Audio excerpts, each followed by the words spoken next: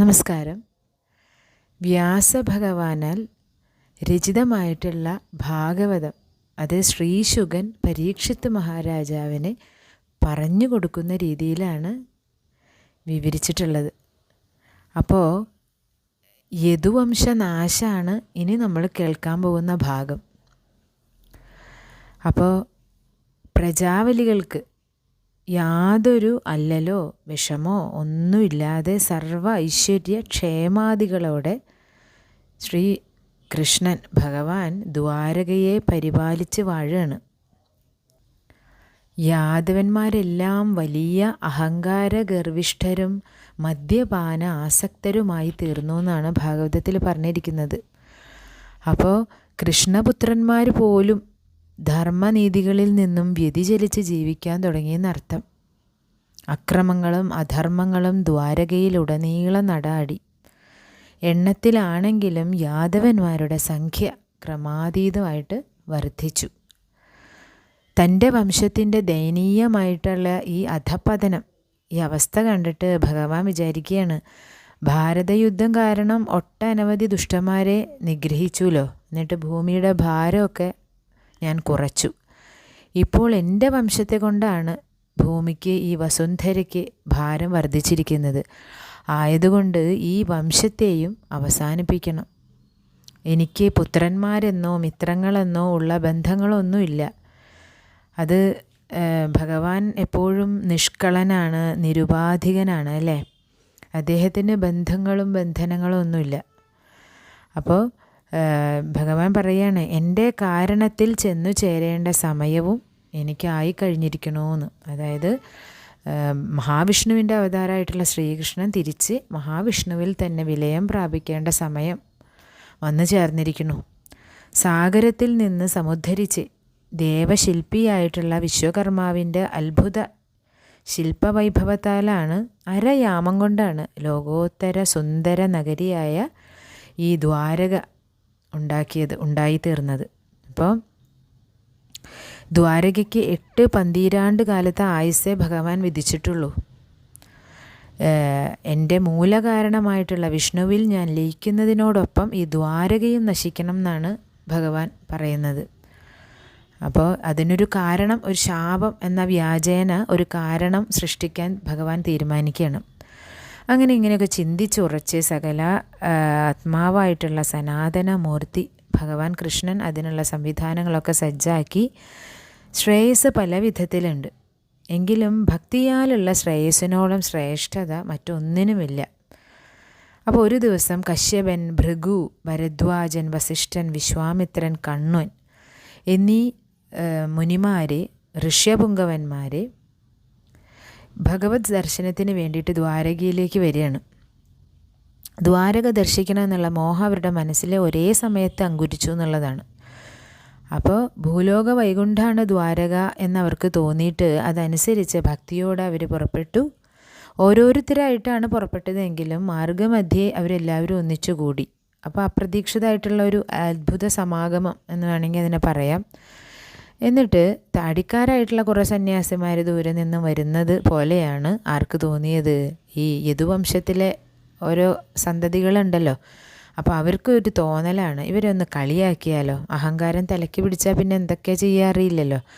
അപ്പോൾ യാദവന്മാർ, കൃഷ്ണപുത്രന്മാരായിട്ടുള്ള ആൾക്കാർ സാമ്പനെ, കൃഷ്ണൻ്റെ പുത്രൻ തന്നെയാണ്, സാമ്പനെ ഒരു പെണ്ണിൻ്റെ വേഷം അണിയിച്ചിട്ട് വയറ്റത്ത് കുറേ തുണിയൊക്കെ വെച്ച് കെട്ടി ഒരു ഗർഭിണിയെ പോലെ ആക്കി. എൻ്റെ ബലരാമൻ്റെ അനുജനായിട്ടുള്ള സാരണൻ്റെ നേതൃത്വത്തിൽ കുറേ കൂട്ടുകാരോടും കൂടി മുനിയുടെ മുമ്പിൽ കൊണ്ടുവന്ന് നിർത്തി. എന്നിട്ട് ചോദിക്കുകയാണ്, ഹേ മഹർഷികളെ, നിങ്ങൾ ത്രികാലജ്ഞാനികളാണല്ലോ, ഇവള് പ്രസവിക്കുന്നത് ആണോ പെണ്ണോ ഒന്ന് പറയോ? അപ്പോൾ ആ താപസോ ഉത്തമന്മാർ അർത്ഥഗർഭമായിട്ട് പരസ്പരം നോക്കുകയാണ്. അവർക്ക് മനസ്സിലായി കളിയാക്കുകയാണ് എന്ന്. പിന്നെ കോപം ധ്വനിക്കുന്ന സ്വരത്തിൽ അവരിലൊരാൾ ശാപരൂപത്തിൽ പറഞ്ഞു, ഉടൻ തന്നെ ഇവള് ഒരു ഇരുമ്പുലക്കയെ പ്രസവിക്കും, അതുമൂലം നിങ്ങളുടെ വംശവും നശിക്കും, ഈ യദുകുലം നശിക്കും അതോടുകൂടിയിട്ട്. അപ്പോൾ ഇത് കേട്ടിട്ട് സാമ്പനൊന്നും ഒന്നും മനസ്സിലായില്ല. അവർ യഥാർത്ഥത്തിൽ പറഞ്ഞതാണ്, ഇതൊരു സ്ത്രീയാണെന്ന് കരുതിയിട്ട് പറഞ്ഞതാണെന്ന് വിചാരിച്ച് അവരിങ്ങനെ പരിഹാസത്തോടെ കൂക്കി വിളിച്ചിട്ട് അട്ടഹസിക്കാൻ തുടങ്ങി. മഹർഷികൾ മായാമയനെ, ഭഗവാനെ, ശ്രീകൃഷ്ണനെ ചെന്ന് കണ്ടിട്ട് സംഭാഷണമൊക്കെ ചെയ്തു, തൊഴുതു വണങ്ങി അനുഗ്രഹങ്ങളൊക്കെ വാങ്ങി പുറപ്പെടാൻ തുടങ്ങിയ സമയത്ത് ഈ കാര്യം ഭഗവാനെ ധരിപ്പിച്ചു. ഇങ്ങനെ ശപിച്ചു പോയിട്ടുണ്ട് എന്ന് പറഞ്ഞു. ഇങ്ങനെ കളിയാക്കിയപ്പോൾ ദേഷ്യം വന്ന് ശപിച്ചതാണ്. അപ്പോൾ ഭഗവാൻ പറഞ്ഞു, നല്ല തന്നെ, എൻ്റെ ആഗ്രഹവും അത് തന്നെയായിരുന്നു, അങ്ങനെ തന്നെ നടക്കട്ടെ എന്ന് ഭഗവാനും അരുളി ചെയ്യുകയാണ്. അപ്പോൾ സാമ്പനും സാരണാദികളും കൂടിയിട്ട് ഈ താടിക്കാരെ ഇങ്ങനെ കളിപ്പിച്ച കഥകൾ വീണ്ടും വീണ്ടും പറയണു. അവർക്ക് ചിരി സഹിക്കാൻ വയ്യ, അട്ടഹസിച്ച് രസിച്ച് നടക്കുകയാണ് അതും പറഞ്ഞിട്ട്. പെട്ടെന്ന് ദുസ്സഹമായിട്ടുള്ള ഒരു വയറുവേദന സാമ്പന് അനുഭവപ്പെടുകയാണ്. സഹിക്കാനേ പറ്റണില്ല. അങ്ങനെ പൊട്ടിക്കരഞ്ഞു തുടങ്ങി. എന്നിട്ടോ ഒരു മുസലം, ഒരു ഉലയ്ക്ക, ഇരുമ്പ് ഉലയ്ക്കേനെ പ്രസവിക്കുകയും ചെയ്തു. യാദവന്മാരത് കണ്ടിട്ട് ആകെ അന്താളിച്ചു. ഇതെന്താ ഇപ്പം സംഭവിച്ചത്? പരിഭ്രമത്തോടെ അവർ ഓടിച്ചെന്ന് കൃഷ്ണനെ വിവരം ധരിപ്പിച്ചു. അപ്പോൾ അദ്ദേഹം പറഞ്ഞു, എന്നോട് പറഞ്ഞിട്ട് ഒരു കാര്യവുമില്ല, പോയി ഉഗ്രസേന മഹാരാജാവിനോട് വിവരം പറയൂ, അദ്ദേഹം എന്തെങ്കിലും നിവൃത്തി മാർഗം ഉണ്ടാക്കി തരുമായിരിക്കും. അങ്ങനെ കേട്ടവർ വന്ന് ആൾക്കൂട്ടം വലുതായി ഇത് കാണാൻ വേണ്ടിയിട്ടേ മുനിശാപത്തെ ചിന്തിച്ച് അവർക്ക് ഇങ്ങനെ ഭയവും. അപ്പോഴാണ് ആലോചിക്കുന്നത്, അയ്യോ ഇത് വേണ്ടായിരുന്നു എന്ന് വിചാരിച്ച് അവർക്കിങ്ങനെ ഭയം വർദ്ധിച്ചുകൊണ്ടേയിരുന്നു. എല്ലാവരും കൂടി യദുരാജനെ ചെന്ന് കണ്ട് കാര്യങ്ങൾ പറഞ്ഞു. ആ ഇരുമ്പുലയ്ക്ക ഉടനെ തന്നെ രാഗി പൊടിയാക്കിയിട്ട് കടലിൽ കലക്കിക്കളയാൻ ഉഗ്രസേന മഹാരാജാവ് കൽപ്പിച്ചു. അങ്ങനെ സമുദ്രജലത്തിൽ കലങ്ങി ലയിച്ചു പോയാൽ ശാപം ഫലിക്കില്ല എന്നായിരുന്നു പാവം ശുദ്ധാത്മാവായിട്ടുള്ള അദ്ദേഹത്തിൻ്റെ ഉഗ്രസേന മഹാരാജാവിൻ്റെ വിശ്വാസം. അപ്പോൾ യദുവംശ നേതാക്കന്മാരും ഈ കഥ അത്ര കാര്യമാക്കിയില്ല.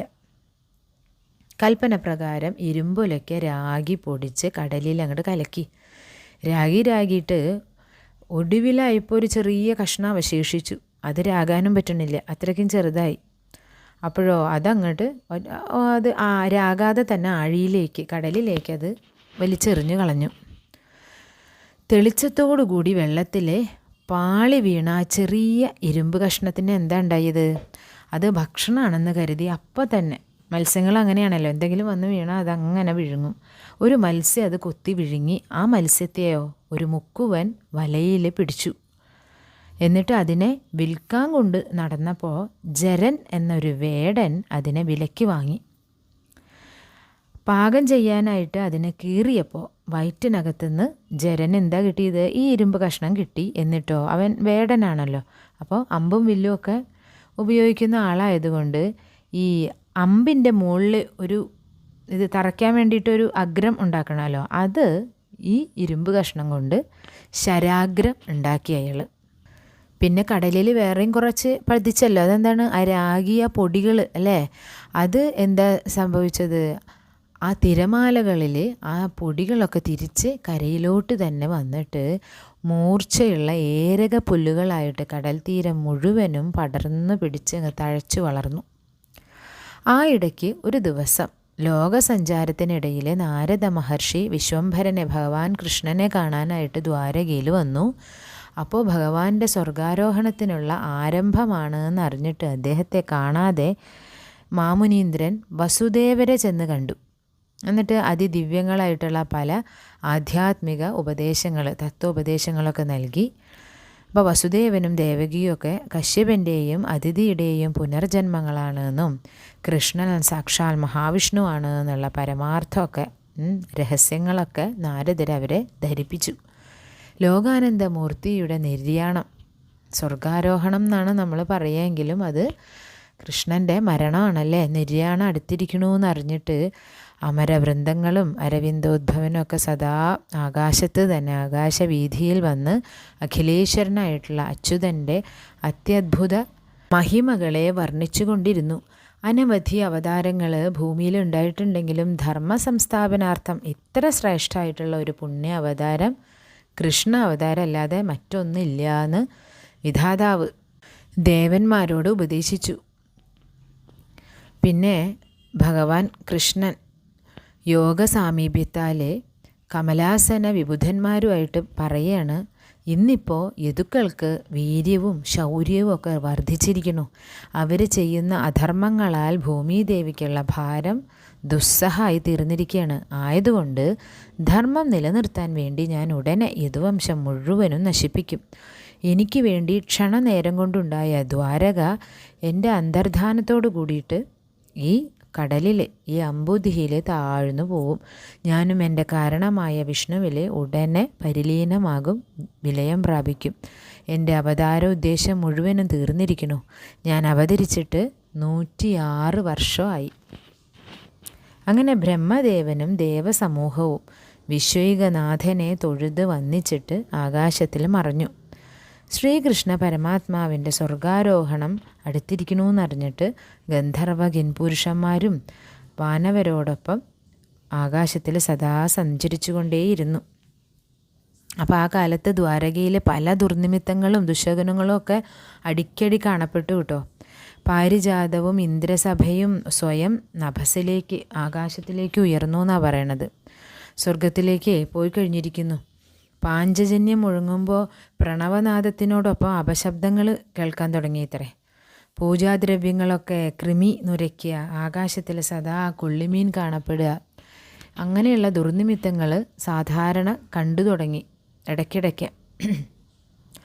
കാലപുരുഷനായിട്ടുള്ള കാറുളി വർണ്ണൻ ഭഗവാൻ ഉദ്ധവരെ തുടങ്ങിയ വൃദ്ധസമാനരായിട്ടുള്ള പ്രബുദ്ധരായിട്ടുള്ള യാദവ പ്രമാണികളെയും അമാത്യന്മാരെയും ജ്യേഷ്ഠനെയും ഉഗ്രസേനാദി ഗുരുജനങ്ങളെയൊക്കെ വിളിച്ചു വരുത്തിയിട്ട് പറഞ്ഞു, നാശസൂചകങ്ങളായിട്ടുള്ള ദുർനിമിത്തങ്ങളാണ് നാം ഇപ്പോൾ ഇവിടെ കാണുന്നത്. മുനിശാപത്തിൻ്റെ ഫലമായിട്ടാണോ ഇങ്ങനെ കാണപ്പെടുന്നത് എന്ന് സംശയിക്കേണ്ടിയിരിക്കുന്നു. അപ്പോൾ അതേക്കുറിച്ച് ആരും ഒരു അഭിപ്രായം പറയുന്നില്ല. അപ്പോൾ യദുവംശത്തിൻ്റെയും ദ്വാരകയുടെയും നാശത്തിനുള്ള സമയം ആഗതമായിരിക്കുന്നു. ദ്വാരക നശിക്കുമ്പോൾ അവസാനമായിട്ട് അവശേഷിക്കുന്ന കുട്ടികളെയും സ്ത്രീകളെയും രക്ഷിക്കാൻ കെൽപ്പുള്ള ആൾ പാർത്ഥൻ മാത്രമേ ഉള്ളൂ, അർജുനൻ മാത്രമേ ഉള്ളൂ. അങ്ങനെ ചിന്തിച്ചിട്ട് കൃഷ്ണൻ എന്താ ചെയ്തേ അറിയോ? സാരഥിയായിട്ടുള്ള ദാരുകനെ വിളിച്ച് വരുത്തി.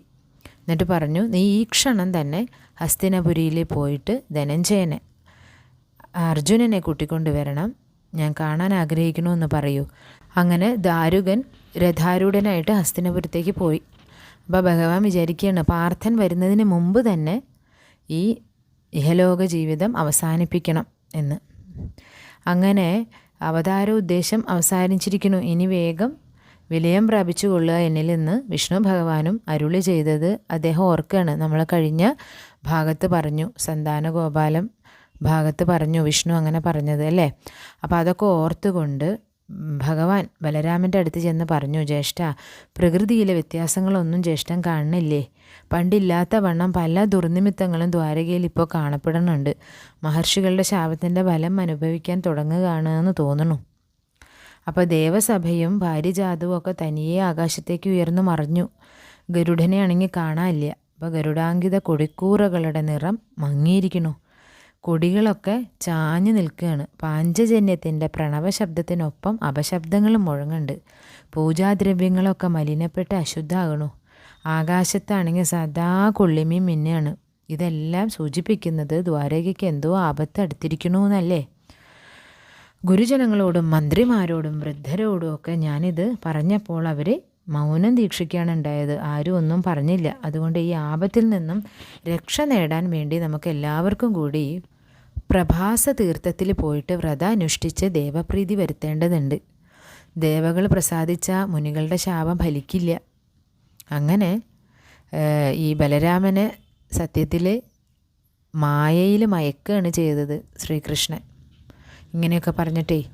അപ്പോൾ അനുജൻ്റെ അഭിപ്രായത്തിനോട് ബലരാമൻ യോജിച്ചു. അതനുസരിച്ച് അദ്ദേഹം വൃദ്ധന്മാരായിട്ടുള്ള അമാത്യന്മാരെയും യാദവ പ്രമാണികളെയോ ഉഗ്രസേനനും ശൂരസേനനും എല്ലാവരും ഉണ്ടല്ലോ, അങ്ങനെയുള്ള ഗുരുജനങ്ങളെയൊക്കെ വിളിച്ച് കാര്യം പറഞ്ഞ് ഗ്രഹിപ്പിച്ചു.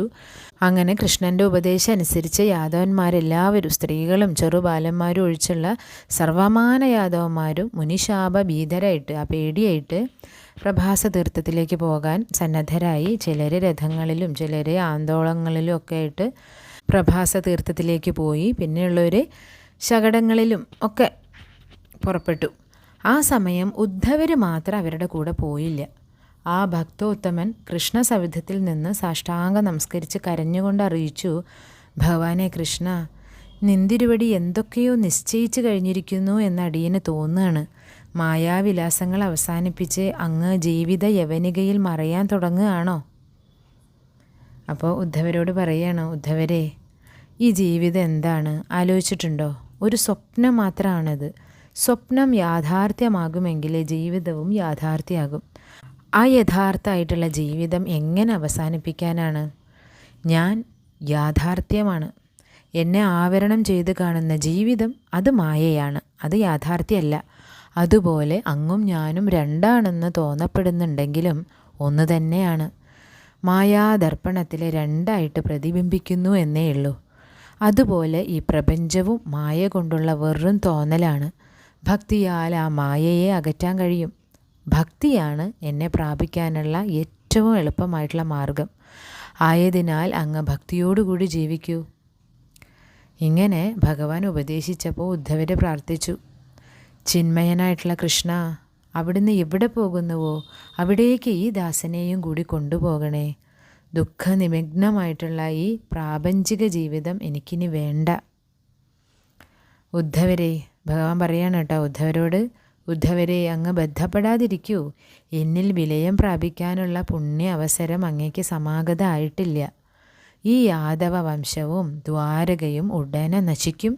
നാശത്തിൻ്റെ ബടവാഗ്നി മധ്യത്തിലേക്കാണ് അവരിപ്പോൾ പുറപ്പെട്ടിരിക്കുന്നത്.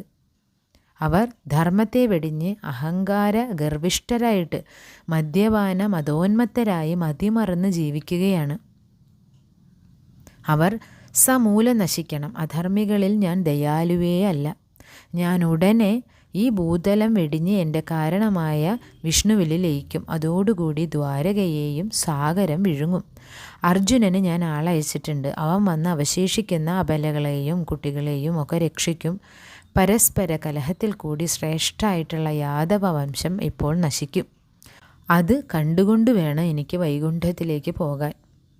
ഭക്തോത്തമനായ അങ്ങ് ഇതൊന്നും കാണുവാൻ ഇവിടെ നിൽക്കണ്ട. നേരെ ബദര്യാശ്രമത്തിൽ പോയിട്ട് നരനാരായണമൂർത്തിയെ തപം ചെയ്ത് എന്നിലെ വിലയം പ്രാപിച്ചു കൊള്ളുക. എൻ്റെ ഭക്തകളായിട്ടുള്ള ഗോപനാരികളും യശോദാനന്ദഗോപന്മാരും ഭൂതലവാസം വെടിഞ്ഞു സായൂജ്യപദം നേടി. വൃന്ദാവനവാസികളായിട്ടുള്ള ഗോപന്മാരും ആനന്ദസ്വർഗം ഉടനെ പ്രാപിക്കും. പിന്നീട് ഭഗവാൻ ഉദ്ധവരുടെ മനസ്സിലെ മായ അകറ്റാൻ വേണ്ടിയിട്ട് വിശിഷ്ടങ്ങളായിട്ടുള്ള അനവധി ജ്ഞാന ഉപദേശങ്ങൾ നൽകുന്നുണ്ട് കേട്ടോ. എന്നിട്ട് ആ ഭക്തോത്തമനെ അനുഗ്രഹിക്കുന്നുമുണ്ട്. കൃഷ്ണനെ പ്രദക്ഷിണം വെച്ച് നമസ്കരിച്ച് ഈ ഭാര്യ പുത്ര ആദികളെയൊക്കെ ബന്ധുമിത്രാദികളെയൊക്കെ വെടിഞ്ഞ് വൽക്കലൊക്കെ ധരിച്ച് ദണ്ടും കമണ്ഡലുമായിട്ട് ബൃഹസ്പതി ശിഷ്യൻ ഉദ്ധവരെ ലോക നിയന്താവായിട്ടുള്ള പരമാത്മാ ശ്രീകൃഷ്ണനെ ധ്യാനിച്ചുകൊണ്ട് ആ ക്ഷണം തന്നെ ബദര്യാശ്രമത്തിലേക്ക് പുറപ്പെടുകയാണ്. അപ്പോൾ യാത്ര തിരിക്കുന്നതിന് മുമ്പ് ഭഗവാൻ പ്രത്യേകം ഒന്നുകൂടി ഉപദേശിക്കുന്നുണ്ട് ഉദ്ധവരെ. അതിൽ പ്രധാനമായിട്ട് പറയുന്നത്, ഉദ്ധവരെ, കൃതയുഗത്തിലെ തപസ്സുകൊണ്ട്, ത്രേതായുഗത്തിലെ യാഗങ്ങൾ കൊണ്ട്, ദ്വാപരയുഗത്തിലെ അർച്ചനകൾ കൊണ്ട്, കലിയുഗത്തിലെ തപസ്സോ യാഗമോ അർച്ചനയോ ഒന്നും വേണ്ട, വെറും ഭഗവത് കീർത്തനം കൊണ്ട് ഭക്തന് സായുജ്യം നേടാൻ സാധിക്കും. അതങ്ങ് ധരിച്ചുകൊള്ളുക. ഇത് ഉദ്ധവരോട് പറഞ്ഞതായിട്ടാണ് നമുക്കറിയാമെങ്കിലും സമസ്ത ലോകരോടുമായിട്ട് ഭഗവാൻ പറയുന്നതാണ്. ഏറ്റവും എളുപ്പം ഭഗവത് പദം കിട്ടാൻ ഏറ്റവും എളുപ്പം ഈ കലിയുഗത്തിലാണ്. എന്താ? ഭഗവത് കീർത്തനം മാത്രം മതി. അത് വളരെ ആത്മാർത്ഥമായി ഭക്തിയോടുകൂടി ചെയ്താൽ ഭഗവത് പദം സായുജ്യം നേടാൻ സാധിക്കുമെന്ന് ഭഗവാൻ ശ്രീകൃഷ്ണൻ സ്വയം പറഞ്ഞു തരുന്നതാണ് നമുക്ക്. അപ്പോൾ ഇത് നാരദമുനി വസുദേവർക്ക് ഉപദേശിച്ചു കൊടുക്കുന്നുണ്ട് കേട്ടോ. അങ്ങനെ പ്രഭാസ തീർത്ഥത്തിലേക്ക് പുറപ്പെട്ട യാദവന്മാർ ധാരാളം മദ്യം ഉപയോഗിച്ചിരുന്നു. ഏത് സമയവും മദ്യലഹരിയിൽ മുഴുകിയായിരുന്നു അവർ. ദേവപ്രീതിക്ക് ഏറ്റവും വിശിഷ്ടമായ സാധനം എന്നുള്ള നിലയിലാണ് അവർ ഓരോരുത്തരും മദ്യം കൈവശം കരുതുകയും അത് ഉപയോഗിക്കുകയൊക്കെ ചെയ്തിരുന്നത്. ആ കൂട്ടത്തിൽ കൃഷ്ണൻ്റെ പൗത്രാദികളും ഒക്കെ ഉണ്ട്.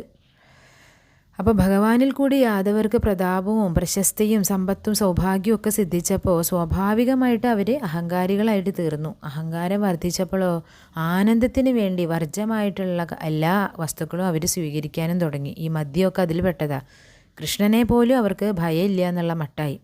അതാണ് അവരാകെ നശിക്കണമെന്ന് ഭഗവാൻ തീരുമാനിക്കുന്നത്. ഇതിൽ ബലഭദ്രൻ, പ്രദ്യുമ്നൻ, സാമ്പൻ, സാത്യകി, അത് ഒരുപാട് പേരുണ്ട്. അത് പറഞ്ഞ ഒരു വലിയ ലിസ്റ്റായിട്ട് മാറും. അതിൽ ഉഗ്രസേനൻ, ശൂരസേനൻ, സുരഥൻ, അക്രൂരൻ തുടങ്ങിയ പ്രസിദ്ധരായിട്ടുള്ള യദുകുല നേതാക്കന്മാരും പിന്നെ മൈരേകം എന്നുള്ള മദിരയുടെ മതമെഴുന്ന ലഹരിയിൽ മുഴുകിയാണ് സഞ്ചരിച്ചു കൊണ്ടിരിക്കുന്നത് എന്നാണ് പറയണത്. ഇവരെല്ലാവരും നല്ല വസ്ത്രാഭരണങ്ങളും സ്വർണമാല്യങ്ങളും അമ്പ്, വാള്, ഗദ എന്നീ ആയുധങ്ങളൊക്കെ ധരിച്ച് ആർപ്പ് വിളിച്ചിട്ടൊരു ഘോഷയാത്രയായിട്ടാണ് അവർ പ്രഭാസ തീർത്ഥത്തിലേക്ക് നീങ്ങുന്നത്. വേണ്ടപ്പോൾ കുടിക്കാനുള്ള മദ്യം ചഷകത്തിലാക്കിയിട്ട് ഈ ഗ്ലാസ്സുകളിലാക്കിയിട്ട് അവർ ഈ തൂക്കിയിടുന്ന പണ്ടത്തെ കാര്യങ്ങളുണ്ടല്ലോ, അതൊക്കെ തൂക്കിയിട്ടിട്ടുണ്ട്. യാത്രാ അവസരത്തിൽ കൃഷ്ണൻ തങ്ങളുടെ കൂടെ ഉണ്ടെന്നോ ഇല്ലെന്നോ ആരും അന്വേഷിച്ചില്ല. അന്വേഷിക്കാൻ അവർക്ക് ബോധമൊന്നുമില്ല, അവർക്ക് തോന്നണമില്ല. അവരുടെ യാത്രാ അവസരത്തിൽ ഭഗവാൻ ഉദ്ധവർക്ക് ഉപദേശം നൽകണ സമയമായിരുന്നു.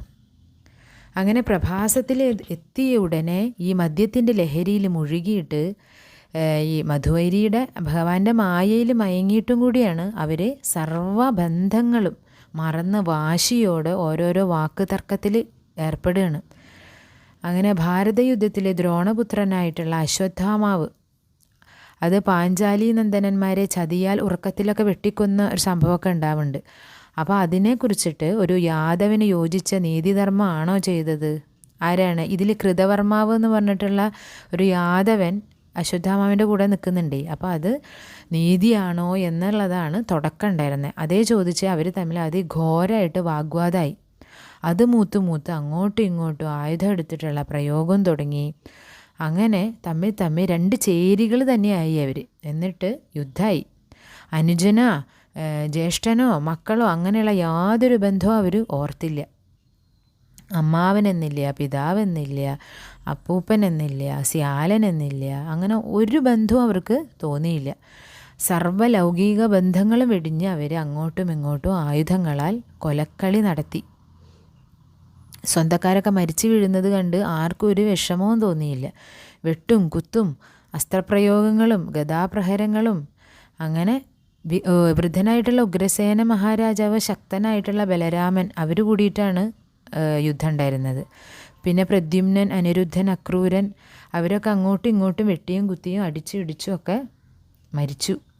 സാത്യകി, സത്യകൻ, കൃതവർമാവ് തുടങ്ങിയുള്ള ധീര യോദ്ധാക്കൾ ഇതിൽ മരണം അടഞ്ഞു. പിന്നെ ആരൊക്കെ മരിച്ചാലും ഇല്ലെങ്കിലും അവർക്ക് യാതൊരു ചിന്തയില്ല. യുദ്ധം നിർത്തണമെന്നോ വിഷമോ ഒന്നും സംഭവിക്കുന്നില്ല അവർക്ക്. രക്തപ്പുഴകൾ പല വഴിക്കും ഒഴുകി തുടങ്ങി.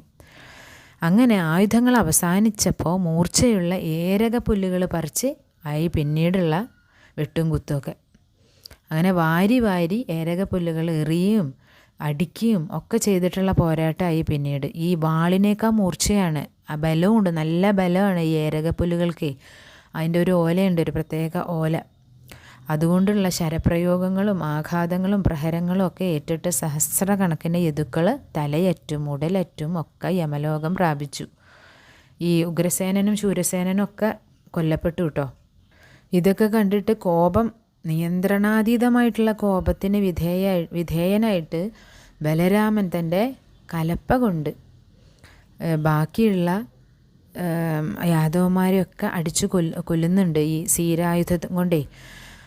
ഇതൊക്കെ കഴിഞ്ഞിട്ട് പിന്നീട് ഈ അതിദാരുണമായ കാഴ്ച കാണുകയാണ് ബലരാമൻ തന്നെ. ഇപ്പം യദുവംശം മുഴുവനും തങ്ങളിൽ പോരാടി നശിച്ചു കഴിഞ്ഞിരിക്കുന്നു. കൃഷ്ണനെ ആണെങ്കിൽ കാണുന്നുമില്ല. ഇനിയിപ്പം ഞാനിവിടെ ജീവിച്ചിരുന്നിട്ട് എന്താ പ്രയോജനം എന്ന് ഭഗവാൻ ബലരാമൻ ആലോചിക്കുന്നുണ്ട്. എൻ്റെ അവതാര ഉദ്ദേശം അവസാനിച്ചിരിക്കണു എന്ന് ചിന്തിച്ചിട്ട് സമുദ്രകരയിൽ ചെന്ന് പത്മാസനം പൂണ്ട് ധ്യാന നിരതനായിട്ട് യോഗ അഗ്നിയിൽ തൻ്റെ ജഡം ദഹിപ്പിച്ച് വൈകുണ്ഠം പോകുകയാണ്. തൻ്റെ ആത്മാവിനെ ആദിശേഷനിൽ ബലരാമൻ ലയിപ്പിച്ചു. അങ്ങനെ അദ്ദേഹത്തിൻ്റെ ശരീരം യോഗ വന്നിയിൽ ദഹിച്ചുകൊണ്ടിരിക്കെ സ്വർണ്ണവർണ്ണപ്രഭമായിട്ടുള്ള ഒരു സർപ്പം ആ വദനത്തിൽ നിന്നും സാവധാനം പുറത്തേക്ക് ഇഴഞ്ഞു വന്നിട്ട് ആ കടലിൽ മുങ്ങി അന്തർധാനം ചെയ്തു എന്നാണ് പറയണത്. പിന്നെ അദ്ദേഹം അതോട് കൂടിയിട്ട് തിരമാലകൾ അടിച്ച് കയറി അദ്ദേഹം സമാധിയിരുന്ന സ്ഥലം വെള്ളത്തിൽ മുക്കിക്കളഞ്ഞു. അപ്പോൾ ബലരാമ അവതാരം അവിടെ അവസാനിക്കുകയാണ്. ഇനിയും ഈ കൃഷ്ണാവതാരത്തിൻ്റെ അവസാനം പറയാൻ വേണ്ടി ഒരുപാട് കാര്യങ്ങൾ പറഞ്ഞ് തീർക്കേണ്ടതുണ്ട്. അപ്പോൾ ഇതൊരു വലിയ നീളമുള്ള ഒരു ഭാഗമായിട്ട് മാറും. അത് അടുത്ത ദിവസം ആവാം. എല്ലാവർക്കും ഭഗവാന്റെ അനുഗ്രഹം ഉണ്ടാവട്ടെ.